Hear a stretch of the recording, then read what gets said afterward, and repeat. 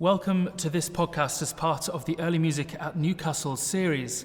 I am Toby Ward, Artistic Director of Ensemble Pro Victoria, and we are here in St Wilfrid's Church, Harrogate, this glorious Anglo-Catholic church, recording our programme Tudor Music Afterlives.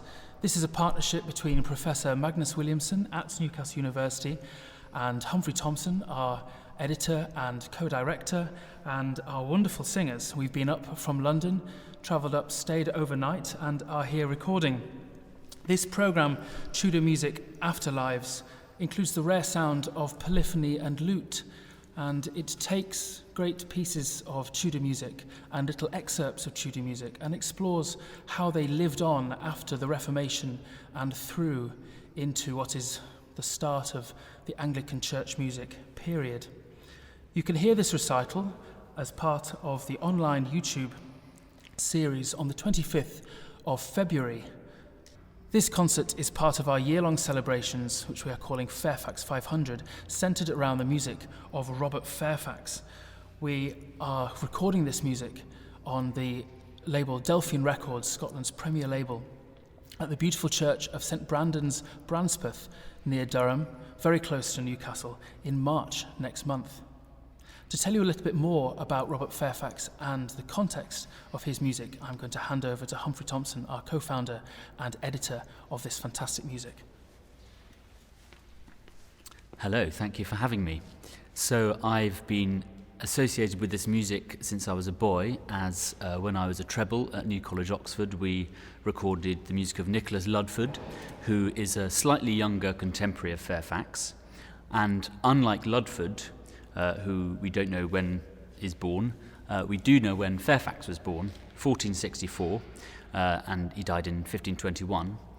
And Fairfax wrote pieces that appeared in the Eton Choir book, such as his Salve Regina, which we're going to record. And we know a fair amount about his work. We know exactly how much he was paid in various positions in the Chapel Royal under Henry VII and Henry VIII, and he seems to have risen through the ranks to become the premier singer and earn the most by the time of the Field of the Cloth of Gold, the famous meeting between the English and French kings, at which there would have been competition between the singers for the most wonderful singing and singing of the Mass. So we can build up quite a nice picture of Fairfax through these bits of information we have. And I decided to do a bit of an editing project and make available all of his complete works on the Choral Public Domain Library so that people can pick them up and have a go. And this was my lockdown project, so it took me through March, April, May, June and into the summer. And it's great that we can now put these down on disc. Fairfax's style is of classic Eton Choir book, where you have what's called the great compass. You have high trebles down to low basses, and means, or modern-day altos, contratenors, modern-day tenors, and tenors, modern-day baritones in between.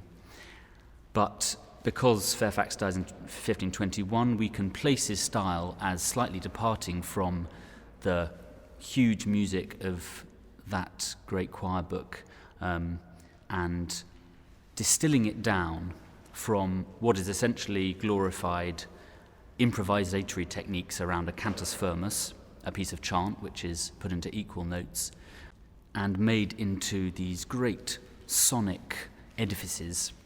But Fairfax introduces more imitation and distills his style down into something that might sound a bit more simple, but is more refined and arguably more subtle. And especially in one of his most famous works, Maria Plena Virtute, which is Christ's 7 last words from the cross, he, in a sense, takes away all the floridity and all the busyness of some of those Eton Choir book works, and uses the text and the text rhythm and the special words of Jesus to come up with a style that is just more centered and more focused, with increased true dissonance, and, as I said, without some of the fuss of the style that you find in Eton. But I'm no real expert. I've just been discovering this music through lockdown and enjoying it very much. You can see all my editions on the Choral Public Domain Library. But Magnus is the real expert, and he's going to tell us more. Well, thank you, Humphrey. Yes, you're absolutely right that Fairfax is an interesting composer who makes decisions and sticks to them. And each piece is like an essay in a different style or using a different method. And some of the pieces you mention are quite elaborate, quite ostentatious. Other pieces of Fairfax are really intimate, really pared down in the kind of voices that they're written for, in the amount of ornamentation that they use. And one or two pieces of Fairfax are bewildering outliers. And one of these bewildering pieces is his Mass Sponsus Amat Sponsam. Now, this is based on a chant. Its Cantus Firmus is a chant for St. Catherine.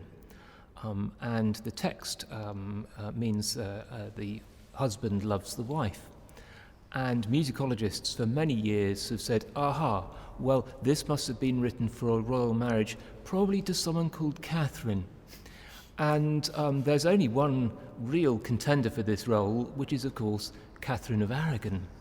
And she had two famous Tudor marriages, one in 1502 to the ill-fated Prince Arthur, who died only a year later, the great hope of the Tudor dynasty, and then to his brother, Henry VIII, 7 years later.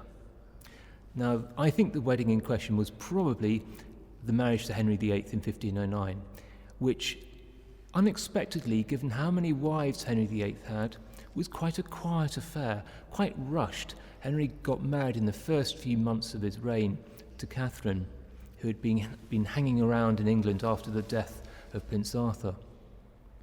So this piece was probably written for Henry and Catherine, and when that marriage turned sour in the 1520s, the piece probably fell out of use, certainly in Henry's household, perhaps not in Catherine's.